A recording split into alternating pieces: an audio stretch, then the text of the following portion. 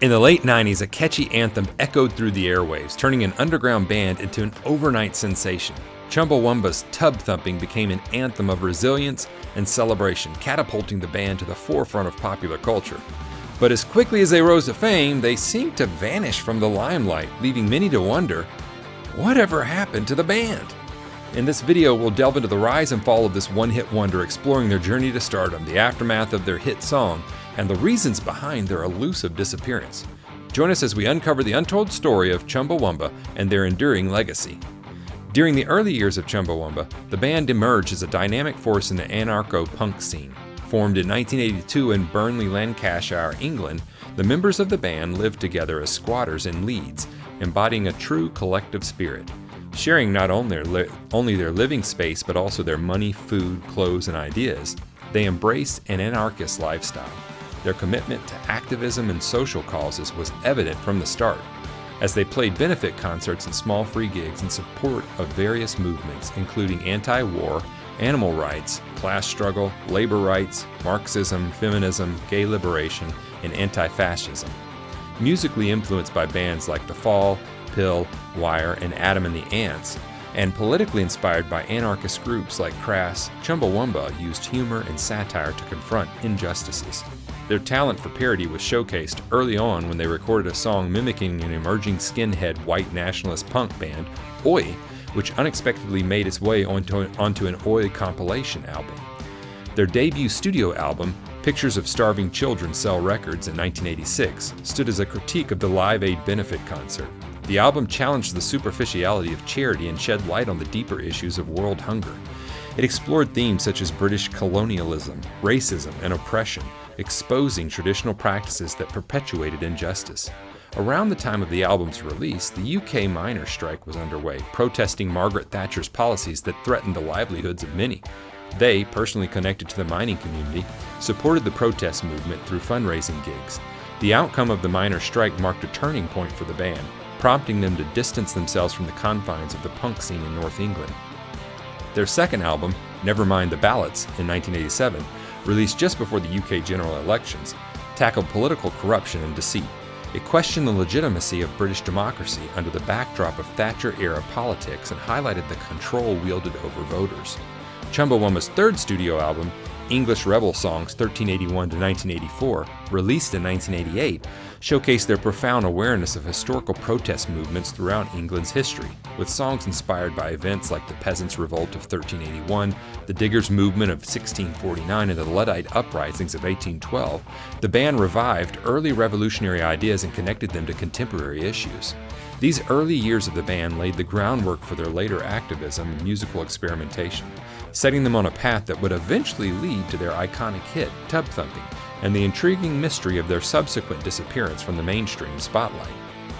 During the 1990s, they underwent a significant musical transformation, incorporating techno and rave elements into their sound. This experimentation is evident in their fourth studio album, Slap. In this phase, the band's music shifted from inciting riots to inspiring dancing, while still addressing social issues and injustices prevalent in Europe.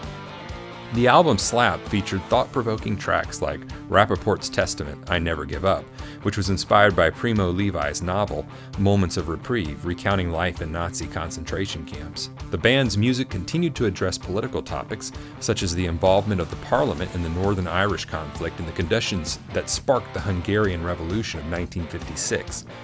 During this period, the band also actively participated in the UK poll tax riots, a protest against an unpopular tax policy proposed by Prime Minister Margaret Thatcher.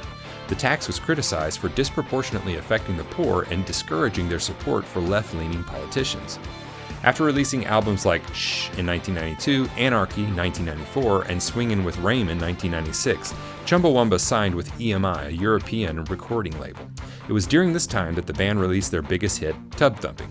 Tubthumping blended 90s electronica with shared vocals and a rousing choral chant.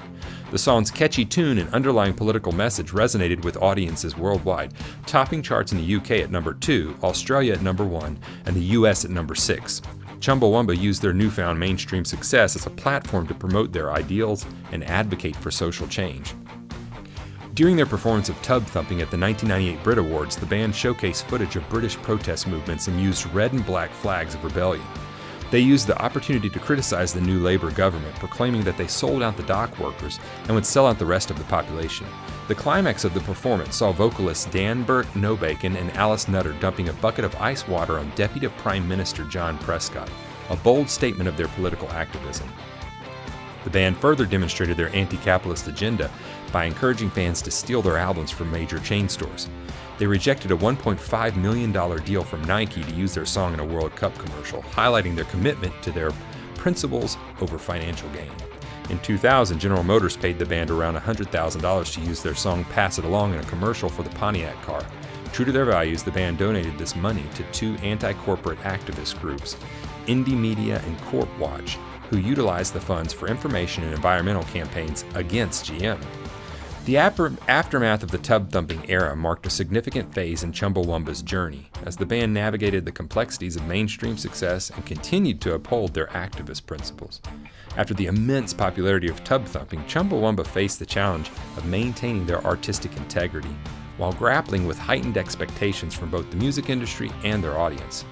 While they embraced the spotlight, they also remained steadfast in their commitment to using their platform for social and political change. The band's 1998 album, WYSIWYG, or other words, What You See Is What You Get, showcased their evolving musical style and lyrical depth. Chumbawamba tackled themes of consumerism, media manipulation, and political disillusionment, demonstrating their refusal to be pigeonholed as a one-hit wonder. The album's single, She's Got All the Friends That Money Can Buy, reflected their ongoing critique of capitalist culture. During this period, Chumbawamba continued to engage in provocative performances of activism. Their appearance at the 1998 Brit Awards, where they doused Deputy Prime Minister John Prescott with water, became an iconic moment in their career, underlining their willingness to challenge authority and highlight social issues on a global stage. As the 2000s progressed, Chumbawamba's music took on a more experimental and eclectic direction. Their album, Ready Mades, in 2002, featured a diverse range of musical styles and samples, showcasing the band's willingness to push artistic boundaries. Their anti-corporate stance remained unwavering. Rejecting lucrative offers from commercial entities like Nike, they continued to align themselves with grassroots movements and activist causes. The band's commitment to making a positive impact extended beyond their music. For instance, they used earnings from licensing their music to support activist groups working against corporate power and environmental degradation. In 2010, the band announced their decision to disband, marking the end of an era for the band. However, their legacy of blending music and activism continues to inspire artists and activists alike.